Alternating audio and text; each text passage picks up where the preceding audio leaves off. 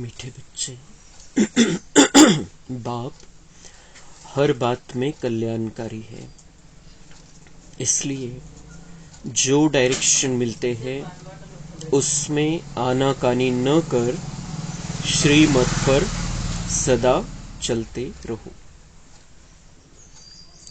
प्रश्न, नौधा भक्ति और नौधा पढ़ाई दोनों से जो प्राप्तियां होती है उसमें क्या अंतर है? उत्तर, नौधा भक्ति से सिर्फ साक्षात्कार होता है। जैसे श्री कृष्ण के भक्त होंगे तो उन्हें श्री कृष्ण का साक्षात्कार होगा, रास आदि करेंगे, लेकिन वे कोई वैकुंठपुरी या कृष्णपुरी, श्री कृष्णपुरी में नहीं जाते।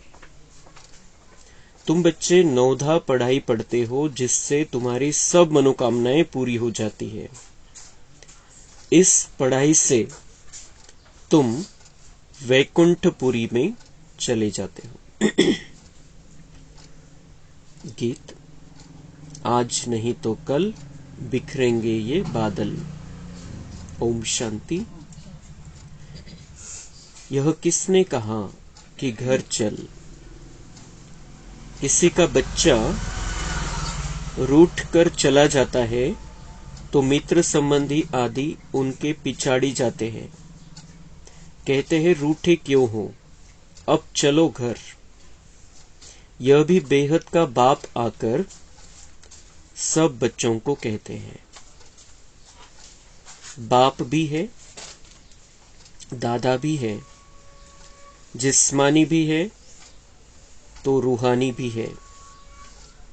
कहते हैं, हे बच्चे अब घर चलो, रात पूरी हुई है, अब दिन होता है। यह हो गई ज्ञान की बातें। ब्रह्मा की रात, ब्रह्मा का दिन। यह किसने समझाया? बाप बैठ ब्रह्मा और ब्रह्मा कुमार कुमारियों को समझाते हैं। आधा कल्प है रात, अर्थात पतित रावण राज्य अथवा भ्रष्टाचारी राज्य, क्योंकि आसुरी मत पर चलते हैं। अब तुम श्रीमत पर हो। श्रीमत भी है इनकॉग्निटो। हम जानते हैं बाप खुद आते हैं, उनका रूप अलग है, रावण का रूप अलग है। उनको 5 विकार रूपी रावण कहा जाता है। अभी रावण राज्य खलास होगा, फिर ईश्वरीय राज्य होगा। राम राज्य कहते हैं ना, सीता के राम को नहीं जपते हैं। माला में राम राम जपते हैं ना, वह परमात्मा को याद करते हैं जो सर्व का सद्गति दाता है, उनको ही जपते रहते हैं। राम माना गॉड।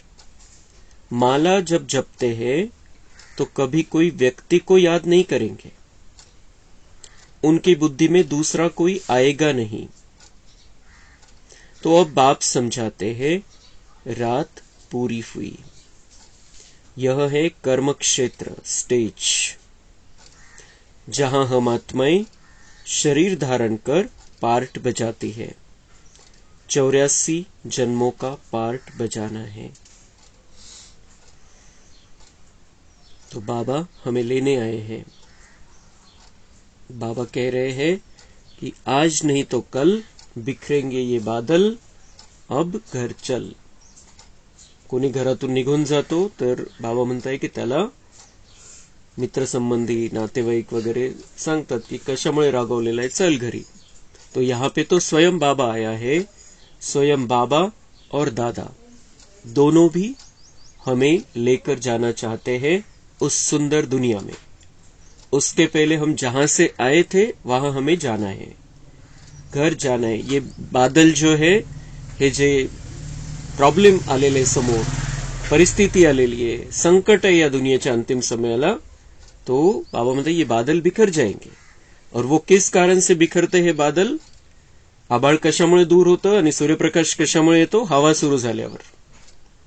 तो ऐसे ही हमारे अंदर ये स्थिति रूपी हवा, जो ठंडक हमारे अंदर आएगी, उससे वो जो संकट है, परिस्थिति है, वो सब खत्म हो जाएगा और बाबा हमें आराम से तैयार कर लेगा, सजाएगा, संवारेगा और घर लेकर जाएगा. तो हमें सिर्फ बाबा के साथ में रहना है. अभी बाबा हमें लेने आया है, लेकर ही जाने वाला है, हमें भी जाना है. हमारी भी इच्छा है कि हम वहां से आए थे, वहां जाके आराम करना है. हमने 84 जन्मों का पार्ट बजा लिया बहुत अच्छी रीति से. अब हमें घर वापस चलना है, थोड़ा आराम करना है जाकर. कर्म क्षेत्र पर आए थे हम, 84 जन्म हो गए हैं, वहां से यहां हम बहुत अच्छी रीति से आए थे. वहां से जब हम यहां आए तो ज्ञान, गुण, शक्ति सब कुछ भरपूर था. लेकिन जीवन को चलाते चलाते, एक शरीर छोड़ दूसरा लेते लेते, अंत समय में आते आते ज्ञान, गुण, शक्तियों की जो चार्जिंग थी वो खत्म हो गई थी. अब बाबा आया है, घर ले जाना चाहता है. ब्रह्मा बाबा भी और शिव बाबा भी अभी हमारे साथ में है. वो हमारी अभी पूरी तरीके से पहले जैसी चार्जिंग कराना चाहते हैं और उस चार्जिंग के साथ हमें घर जाना है. अभी ये रावण राज्य खत्म होना है. बाबा कह रहे ये सारा खत्म होना है, ये अंधकार अभी खत्म होने वाला है, दिन निकलने वाला है, बहुत सुंदर दुनिया आने वाली है, उसमें तुम्हें रहना है. इसके लिए अभी तैयार हो जाओ और घर वापस चलने का मन बना लो.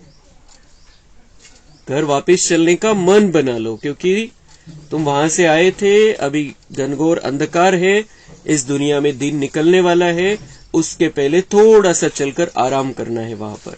इसलिए मन को तैयार करो और मेरे साथ चलने की तैयारी करो. और बाबा के साथ चलने की तैयारी है, बाबा जो कहता है उस पर चलना है. बाबा जैसे समझाता है उस समझाने को अपने जीवन में अपनाना है. ज्ञान, गुण, शक्तियों से सज संवर कर हमें अपने घर वापस जाना है. ऐसे ही नहीं जाना है की बस बाबा आलेला आहे आणि मला जायचंय, मी कधी पण तयार आहे जायला, कधी कधी एक दिवस तर जायचंच आहे. इस तरीके से तैयारी नहीं. तैयारी करनी है हमें ज्ञान, गुण, शक्तियों से खुद को सजाते रहना है. यहां पर मूर्ति बन जाना है, अंदर से मूर्ति बन जाना है.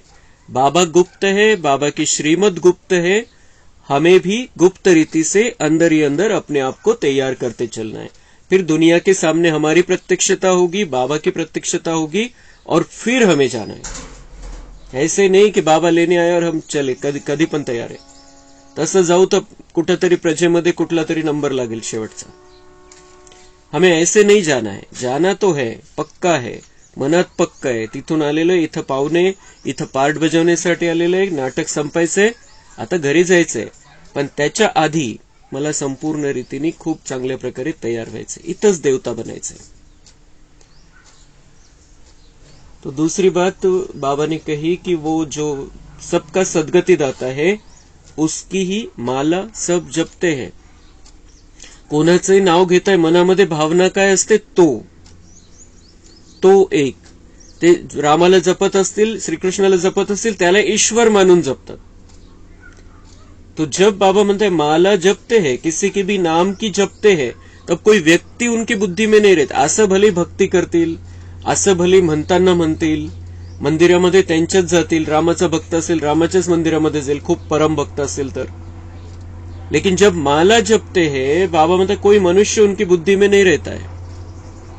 म्हणजेच ते जपतात एका ईश्वराला, परिचय नाहीये. पण लेकिन अब हम आत्मारूपी सीताएं इस 5 तत्वों के शरीर में बैठी है, म्हणजे पंचवटी मध्ये अपन है. 5 तत्वों से बने हुए शरीर में हम आत्मारूपी सीता बैठी है और हम उस एक राम को यानी शिव बाबा को याद करते हैं. और वो हमें इस पंच तत्व से छुड़ाएगा, छठे तत्व में लेकर जाएगा, परमधाम में लेकर जाएगा. और वहां से हम आएंगे बहुत सुंदर राजधानी में. अभी यह संगम युग है. दुनिया तो कहती है कलयुग अभी छोटा बच्चा है.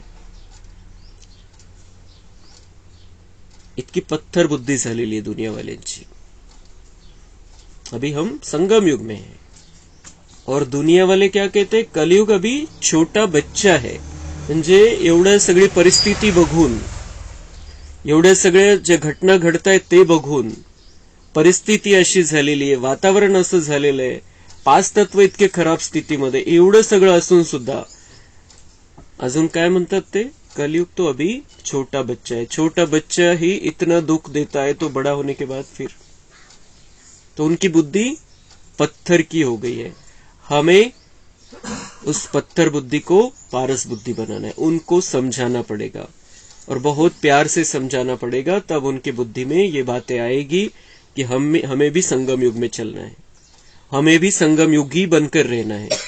जो संगम युग में आएगा, जो संगम युगी बनकर रहेगा, वही सतयुग में आ सकता है. कोई भी कलयुग वाला सतयुग में या त्रेता युग में नहीं आ सकता है. कलयुग से जब तक वो संगम युग में नहीं आएगा, अपने आप को संगम युगी आत्मा बनाकर नहीं चलेगा, तब तक वो उसके लिए सतयुग और त्रेता की एंट्री बंद है. वो द्वापर के बाद आएगा, कलयुग में आएगा. तो हमें ये समझाना पड़ेगा, दूसरों का सबका कल्याण हमें करना है, तो उन्हें ये बातें समझानी पड़ेगी. कलयुग छोटा बच्चा नहीं है, कलयुग अभी बूढ़ा हो गया है, समाप्ति पर है और अब सतयुग आने वाला है.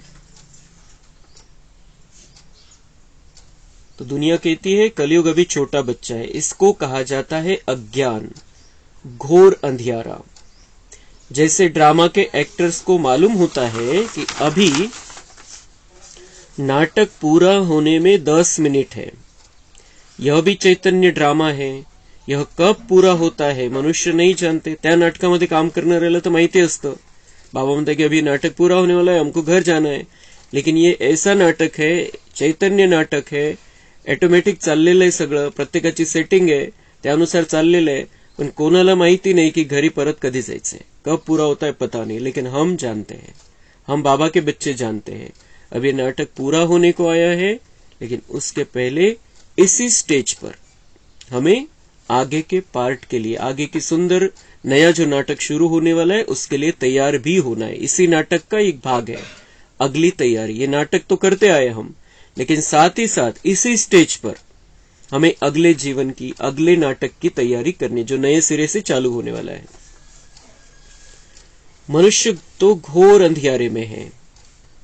बाप कहते हैं गुरु गोसाई, वेद शास्त्र जप तप आदि से मैं नहीं मिलता हूं.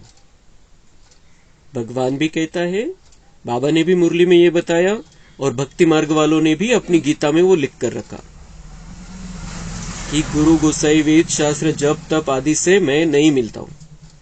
और दुनिया वाले क्या कहते, गुरु बिना गति नहीं, गुरु के द्वारा ही हम भगवान तक पहुंच सकते हैं. बाबा ने एक शब्द उसमें और ऐड कर दिया कि गुरु गोसाई वेद शास्त्र जप तप आदि से मैं नहीं मिलता हूं. गुरु गोसाई से भी नहीं मिलता हूं. त्यांनाच पत्ता नाही ते कसं भेटवतील आपल्याला त्याच्याशी. यह है भक्ति मार्ग की सामग्री. मैं तो अपने समय पर आता हूं जब रात से दिन बनाना है, अथवा अनेक धर्मों का विनाश कर एक धर्म की स्थापना करनी है. जब सृष्टि चक्र पूरा हो तब तो मैं स्वर्ग की स्थापना करूं. झट बादशाही शुरू होती है. सृष्टि चक्र पूरा होने का समय मैं आता हूं, स्वर्ग की स्थापना करता हूं, मतलब बच्चों को तैयार करता हूं, और वो हो जाता है, विनाश हो जाता है, नई दुनिया की स्टार्टिंग हो जाती है और तुम्हारी बादशाही झट से शुरू हो जाती है. तुम जानते हो हम फिर कोई राजाओं के पास जन्म लेते हैं, फिर आहिस्ते आहिस्ते नई दुनिया बन जाती है. सब कुछ नया बनाना पड़ता है. बाबा ने समझाया है, आत्मा में पढ़ाई के संस्कार व कर्म करने के संस्कार रहते हैं. अब तुम बच्चों को आत्म अभिमानी बनना चाहिए. मनुष्य है सब देह अभिमानी. जब आत्म अभिमानी बने तब परमात्मा को याद कर सके. पहले पहले है आत्म अभिमानी बनने की बात. कहते भी सब है कि हम जीव आत्मा है. यह भी कहते हैं आत्मा अविनाशी है, यह शरीर विनाशी है. आत्मा एक शरीर छोड़ दूसरा लेती है, इतना भी कहते हैं परंतु इस पर चलते नाही. म्हणतात बाबा म्हणतात दुनियेमध्ये आहे, आत्मा आहे आपण, शरीर तर विनाशी आहे, हे शरीर तर माती आहे, ही माती में तो मिळून जाणार है. लेकिन उनको कुछ भी पता नहीं है, सत्य पता नहीं है इसके बारे में, और उस पर चलते भी नहीं, उस हिसाब से अपने जीवन को चलाते भी नहीं है. अभी तुम जानते हो आत्मा निराकारी दुनिया से आती है, उसमें अविनाशी पार्ट है. यह बाप बैठ समझाते हैं. पुनर्जन्म लेते हैं, ड्रामा तो हूबहू रिपीट होता है. फिर क्राइस्ट आदि सबको आना पड़ेगा. अपने अपने समय पर आकर धर्म स्थापन करते हैं. तुम्हारा अभी यह है संगम युगी ब्राह्मणों का धर्म. वह है पुजारी ब्राह्मण, तुम हो पूज्य. तुम कभी पूजा नहीं करेंगे, मनुष्य तो पूजा करेंगे. बाबा म्हणता है अगर तुम ब्राह्मण बन गए हो, अगर तुम बाबा के पक्के बच्चे बन गए हो, तो तुम पूज्य बन गए हो, पूज्य स्थिति को प्राप्त कर रहे हो, तो तुम पुजारी ब्राह्मण नहीं हो. बाबा म्हणता है वो तो पूजा करेंगे भी, कराएंगे भी, लेकिन तुम्हें जरूरत नहीं है. भले ही दिखावे के लिए हम कभी कभी कर ले, दिखावे के लिए, जहां लोकांवरती काही उलटा परिणाम होऊ नये म्हणून दाखवण्यासाठी करू शकता, पण आपल्या बुद्धीमध्ये हे क्लिअर आहे की आपल्याला पूज्य बनायचंय, आपल्याला स्वतःलाच तसं बनायचंय. पाच तत्वांनी बनलेल्या मूर्तीची पूजा करून कोणी पूज्य नहीं बनू शकत. लेकिन बाबा से ज्ञान लेकर, बाबा से शक्ति लेकर हम वो चैतन्य मूर्ति बन रहे हैं, हम खुद पूज्य बन रहे हैं. तो हमें 5 तत्व की पूजा करने की जरूरत नहीं. कधी जेव्हा आपण पक्का बच्चा बनलेलो तितकी हिम्मत पाहिजे आपल्यामध्ये. तो बाप समझाते हैं यह कितनी बड़ी पढ़ाई है, कितनी धारणा करनी पड़ती है. उधर पढ़ाई भी नहीं, धारणा भी नाही. ऐकतात फक्त जे शास्त्रामध्ये सांगितलेले ते कहाण्या सांगितलेले, काही श्लोक सांगितलेले ते चालतं, तेवढ्यापुरतं तेवढं चालतं. प्रवचन चालतात, महाराज गुरु जे काही असतील ते सांगतात, खूप सुरील्या अंदाजामध्ये सांगतात, संगीत असतं, भजन असतं, सगळं काही चालतं. लेकिन ये पढ़ाई है और उसकी धारणा करनी है, ये बात नहीं है उधर. लेकिन ये इतनी ऊंची, इतनी बड़ी पढ़ाई है. बड़ा बाबा हमें पढ़ाता है. हम अब बड़े दिन में आ गए हैं. आज आहे 25 डिसेंबर, ख्रिसमस आहे, ख्रिश्चनांचा सगळ्यात महत्वपूर्ण दिवस. ते याला म्हणतात मोठा दिवस. ये बड़ा दिन है उनके हिसाब से, लेकिन हमारे बड़े दिन तो चल रहे रोज, क्योंकि बड़े बाबा के साथ में हम बैठे हैं और बड़े बन रहे हैं. बड़ा बनने के लिए हम पुरुषार्थ कर रहे हैं, उतनी मेहनत हमारी चल रही है. और त्यांच्या हिशोबाने क्रिसमसच्या दिवशी काय असतं की सांताक्रूज येतो आणि सांताक्रूज येऊन गिफ्ट देतो. ते काही तसं होत नाही, पण त्यांनी ते बनवलेले, कोणाला तरी सांताक्रूज बनवतात, तसं रूप देतात आणि त्याच्याद्वारे मुलांना वगैरे गिफ्ट वगैरे वाटले जातात. लेकिन बाबा, ब्रह्मा बाबा हमारे लिए सांताक्रूज बनकर आता है, उसमें शिव बाबा आता है और हमें रोज मुरली की गिफ्ट देता है. मुरली में से इतने सारे गिफ्ट हमें देता है, अलग अलग तरीके के ज्ञान रत्न देता है, अलग अलग पॉइंट्स देता है हमारी बुद्धि को स्वच्छ बनाने के लिए. तो ये सबसे बड़ा सांता क्रूज है हमारा बाबा, ब्रह्मा बाबा और शिव बाबा, और दोनों मिलकर हमें रोज की मुरली से गिफ्ट देते हैं, और जिस कारण से हम बड़े बनने वाले हैं, ये दुनिया सुंदर बनने वाली है.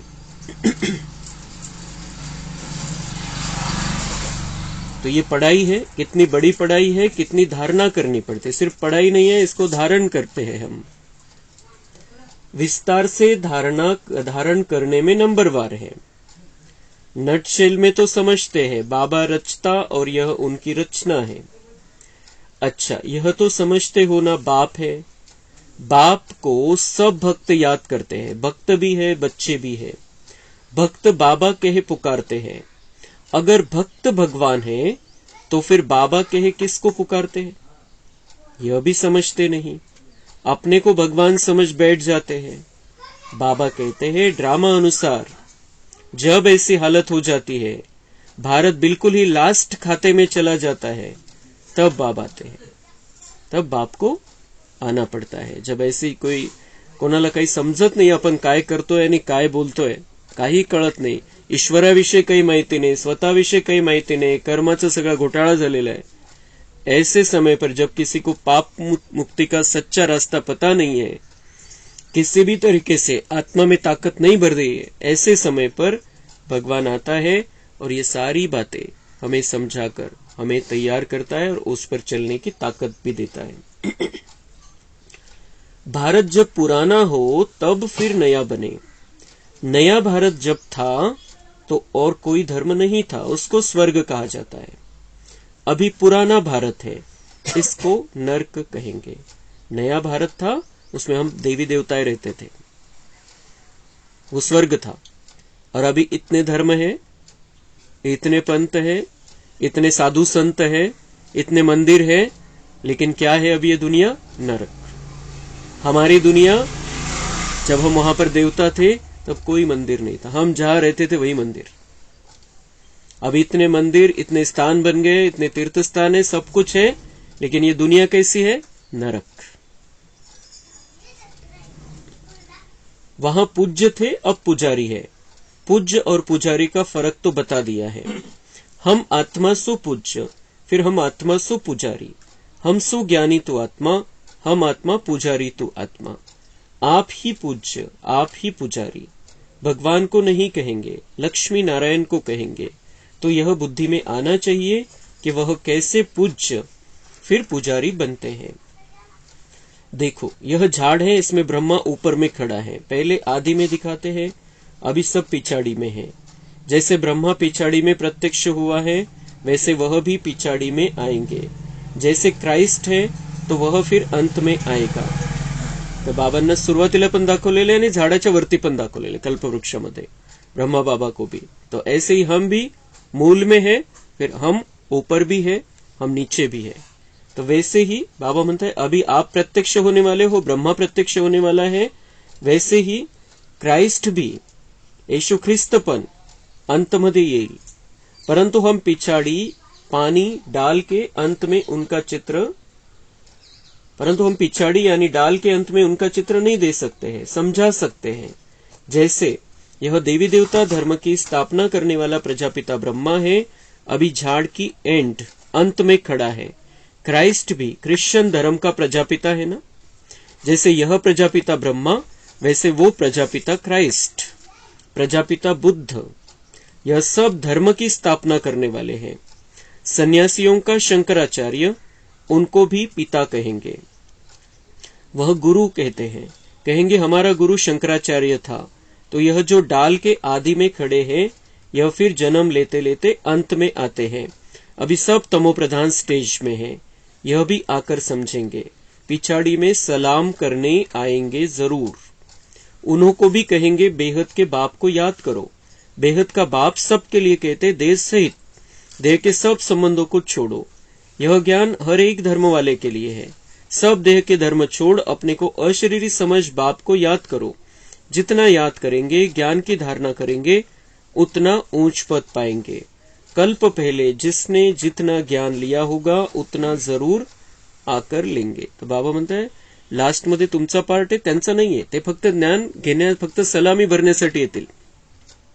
लास्ट में ब्रह्मा का पार्ट है, हमारा पार्ट है। शुरुआत में भी ब्रह्मा का पार्ट है, हमारा पार्ट है। लेकिन ये बीच में आने वाली आत्माएं उस धर्म की प्रजापिता है, त्या धर्माच्या प्रजेची पालना करणारे आणि शेवटी ते इथंच येणारे।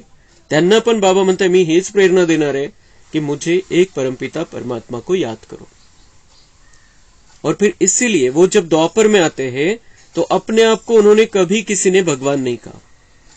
आले धर्माची स्थापना केली, इतकं ज्ञान दिलं, पण स्वतःला परमेश्वर नहीं म्हटलं त्यांनी, क्योंकि उनको भी ये बाबा ने सेटिंग करा के दी थी। संगम युग में जब कुछ समय के लिए वो आती आत्माएं, ये जो धर्म स्थापक है, सलामी भरने तो आएंगे जरूर, अपने बाप को सलाम करने वो जरूर आएंगे। बाबा म्हणते ये सब आएंगे और उनको भी मैं यही कहूंगा कि बेहद के बाप को याद करो, मैं सबका बाप हूं, ये सबके लिए, ये ज्ञान सबके लिए है। लेकिन कल्प पहले जिसने जितना ज्ञान लिया होगा उतना जरूर आकर लेंगे। प्रत्येकाचा आपला आपला पार्ट या ज्ञानामध्ये पण। तुम बच्चों को कितना फकूर रहना चाहिए, हम विश्व के रचयिता बाप के बच्चे हैं। बाप हमको विश्व का मालिक बनाते हैं, राजयोग सिखला रहे हैं। कितनी सहज बात है। बाबा म्हणते जो उनके नसीब में नहीं है, धर्म स्थापकों के नसीब में नहीं है, तुम डायरेक्ट मेरे बच्चे बनकर रहते हो, और बच्चे बनकर रहते हो तो विश्व के मालिक बन जाते हो, और बाबा उसके लिए राजयोग सिखला रहा है। इतनी सहज बात है, इतकं सोपं है। कोई तो समझते हैं श्रीमत में कल्याण है, श्रीमत पर जरूर चलना ही है, डायरेक्शन मिले उसमें फिर आनाकानी नहीं करनी चाहिए। बाप हर बात में कल्याणकारी है। माया बड़ी चंचल है। बहुत है जो समझते हैं ऐसे रहने से तो कोई धंधा आदि करे, कोई समझते हैं शादी करे। बुद्धि चक्र खाती रहती है, फिर पढ़ाई को छोड़ देते। कोई तो बाप से गारंटी करते हम श्रीमत पर जरूर चलेंगे। वह है आसुरी मत, यह है ईश्वरीय मत। आसुरी मत पर चलने से बहुत कड़ी सजाएं खाते हैं। उन्होंने फिर गरुड़ पुराण में डराने की रोचक बातें लिख दी है, जिससे जास्ती पाप न करे, परंतु फिर भी सुधरते थोड़ी है। यह सब बाप समझाते हैं। ज्ञान का सागर कोई मनुष्य नहीं हो सकता। ज्ञान का सागर नॉलेजफुल बाप समझा रहे हैं। बाबा ये बातें कौन समझा रहा है तुम्हें? जो यीशु, बुद्ध, महावीर, इब्राहिम, शंकराचार्य सबका बाप है, वो तुम्हें समझा रहा है। जो इस ड्रामा के, इस चक्र के बाहर है, जिसको सारे बातों का ज्ञान है, वो तुमको समझा रहा है। जो ज्ञान का सागर है, जो पतित पावन है, वो तुमको समझा रहा है। और अगर तुम श्रीमत पर चलने में आनाकानी करेंगे तो बहुत सजाएं खानी पड़ेगी। बाबा पहले सांगून देतो, पहले सावध करतो कि आनाकानी नहीं करनी है। ये प्रॉब्लम है, ऐसा है, वैसा है, ये खत्म हो जाए फिर हम बहुत अच्छा चलेंगे, बहुत पुरुषार्थ करेंगे। ये आनाकानी है, बहाने। आणि असे बहाने देऊन आपण स्वतःला बिचारा म्हणून घेतो कि नहीं मैं कुछ नहीं कर पा रहा हूं, ये परिस्थिति ऐसी है, परिस्थिति बड़ी है, मैं बिचारा हूं परिस्थिति के सामने। ये बाबा कह रहे अपने को ऐसी बेचारी स्थिती में नहीं रखना है। कोणी आपल्यावर दया करावी कि हाँ यांनी तो खूप केलं असतं पण यांच्याकडून होत नाहीये बिचारे, ये भाषा किसी की हमारे लिए होनी नहीं चाहिए, शब्दों में भी नहीं और मन में भी नहीं, कि बिचारे खूप पुढे गेले असते पण हे असं है, ये नहीं। बाबा कह रहा है कि बहुत सजाएं खानी पड़ेगी, कोई बहाने नहीं देने। जो बाबा ने कहा है वो हमारे कल्याण के लिए कहता है, वो जो समझाता है हमारे कल्याण के लिए समझाता है, कल्याणकारी बाप है। लेकिन बाबा म्हणता है माया बड़ी चंचल है, वो खींचती उधर, कुछ न कुछ बुद्धि में आता रहता है, बुद्धि चक्र लगाती रहती है, चक्कर चालू असतात डोक्यामध्ये।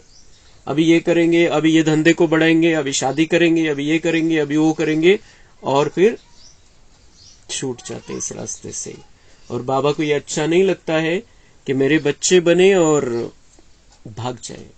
इतना सुंदर मौका है भाग्य बनाने का, विश्व की बादशाही प्राप्त करने का, और बच्चे उसको ठुकरा कर चले जाते हैं कुछ, तो बाबा को अच्छा नहीं लगता है। और वो शुरुआत कहां से होती है? जब हम बाबा की बातों की आनाकानी करनी शुरू कर देते हैं कि नहीं चालतं, ठीक है, ऐसा तो चलता है, इतना तो होता है, मग एक दिवस सगळं सुटून जातं। तो हमें बहुत सावधान रहना है। बाकी बातें बाबा म्हणते हैं भक्ति मार्ग वालों ने भी बहुत समझाया, उन्होंने बहुत सारी कहानियां लिख दी। गरुड़ पुराण में ऐसे भयानक सीन बता दिए कि ऐसा होगा, वैसा होगा, कढईमध्ये तळलं जाईल वगैरे वगैरे गोष्टी। पर बाबा म्हणते सुधरते थोडी मनुष्य। ज्यावेळेला सुरुवातीला ती कहाणी आली असेल तेवढ्यापुरतं तेवढा परिणाम झाला असेल, लेकिन बाबा म्हणते अभी तो सब कहानियां है, अलग अलग प्रकार की कहानियां है, कितीतरी शास्त्र है, कितीतरी वेगवेगळे प्रकार है, पर कोई सुधरता थोड़ी है। तो बाबा कह रहा है लेकिन मैं जो बातें कह रहा हूं वो तुम्हारे कल्याण की बातें, मैं तुम्हें डरा नहीं रहा हूं, लेकिन तुम्हें अगला बहुत सुंदर चित्र तुम्हारे सामने स्पष्ट कर रहा हूं, उसको देखते हुए मेरी बातों को मानो। डरना नहीं है, डर से नहीं करना है कुछ भी, बाबा की प्यार में हमें सब कुछ करना है। बाप को याद करने से अंतमति सुगति हो जाएगी। भक्ति मार्ग में समझो श्री कृष्ण को याद करते, परंतु ऐसे नहीं कि श्री कृष्णपुरी में पहुंच जाएंगे, नहीं करके श्री कृष्णपुरी में जाकर ध्यान में रास आदि करके लौटेंगे। वह है नवधा भक्ति का प्रभाव, जिससे उनको साक्षात्कार हो जाता है, मनोकामना पूरी होती है। बाकी सतयुग तो सतयुग है, वहां जाने के लिए फिर नवधा पढ़ाई चाहिए, नवधा भक्ति नहीं। नवधा भक्ती करने से क्या होगा? नवधा भक्ती म्हणजे इतकी भक्ती, इतके भक्तीचे इतके स्टेप आहे, वेगवेगळ्या प्रकारच्या पायऱ्या आहे, आणि अंतिम पायरी ऐसी है कि तू दर्शन देने तो मैं खत्म कर दूंगा अपने आप को, और उस समय उनको दर्शन हो जाते हैं। सगळ्या स्टेप भक्तीच्या पार करून जे अंतिम स्टेज त्यांची ही असते कि अब अगर भगवान के दर्शन नहीं हुए तो मैं अपने आप को खत्म कर लूंगा, गला काट लूंगा अपना। और ऐसे समय पर भगवान उनकी भावना का मान रखकर उनको दर्शन दे देता है। तो उनकी भावना रहती है, अगर श्री कृष्ण का दर्शन हो जाए तो श्री कृष्ण का दर्शन हो जाता है। जास्तीत जास्त काय होईल की ध्यानामध्ये जाऊन श्री कृष्णपुरी बघून येतील, इतना होता है। लेकिन हम ये जो पढ़ाई करते हैं, ये पढ़ाई वो नवधा भक्ती इतकी अंतिम लेवलची भक्ती, सगळे स्टेप पार करून तशी आपल्याला ही नवधा पढ़ाई करायची आहे। अभ्यास खूप चांगल्या प्रकारे करायचा आहे। त्याचा परिणाम काय होईल? सतयुगामध्ये, श्रीकृष्णपुरीमध्ये, वैकुंठपुरीमध्ये जाऊन राहू आपण श्रीकृष्णाच्या सोबत, लक्ष्मीनारायणच्या सोबत। तो ये नवधा पढ़ाई और नवधा भक्ति में फर्क है। बाबा बोलते उनको 1 सेकंड का साक्षात्कार हो जाएगा, 1 सेकंड का दर्शन हो जाएगा, लेकिन तुम 2500 साल तक स्वर्ग में रह सकते हो इस पढ़ाई से। और पढ़ाई भी कितने समय करनी है? अभी कितना समय बचा है? थोड़ा सा समय। तो वहां जाने के लिए फिर नवधा पढ़ाई चाहिए, नवधा भक्ति नहीं। पढ़ते रहो, मुरली जरूर पढ़नी चाहिए, सेंटर में जरूर जाना है।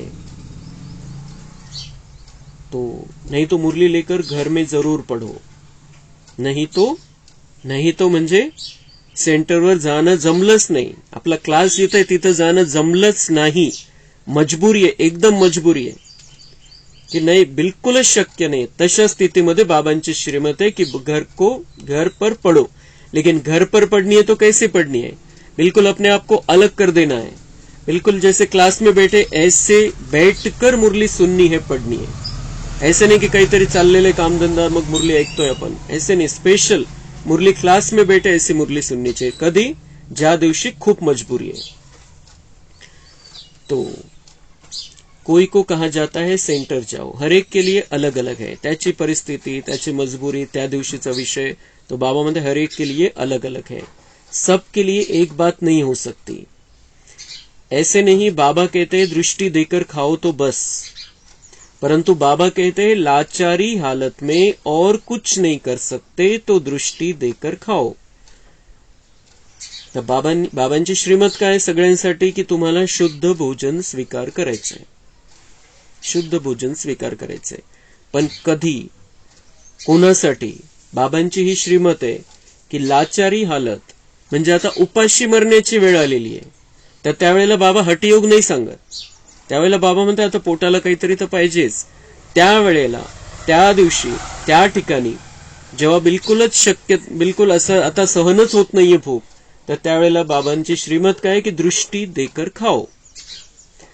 तर याचा गैरअर्थ, उलटा अर्थ काही बच्चे काय करून घेतात, हा चालतं असं, पण दृष्टी देऊन खाल्लं तरी पवित्र होऊन जाईल ते भोजन, आणि कधी खाल्लं तर चालतं। लेकिन बाबा ने कहा लाचारी हालत में, जब बिल्कुल आप लाचार हो, जब बिल्कुल बेचारी स्थिति हो गई है, उस समय कि कुछ नहीं कर सकते, काहीच उपाय नहीं है, त्यावेळेला मग दृष्टी देऊन खाऊ शकता।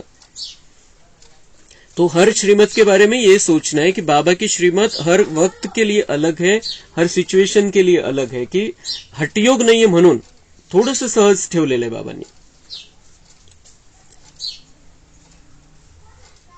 तो बाबा कहते लाचारी हालत में और कुछ नहीं कर सकते तो दृष्टि देकर खाओ। बाकी सबके लिए थोड़ी बाबा कहेंगे।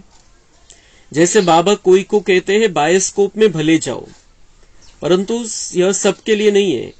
कोई के साथ जाना पड़ता है तो उन्हें भी नॉलेज देनी है।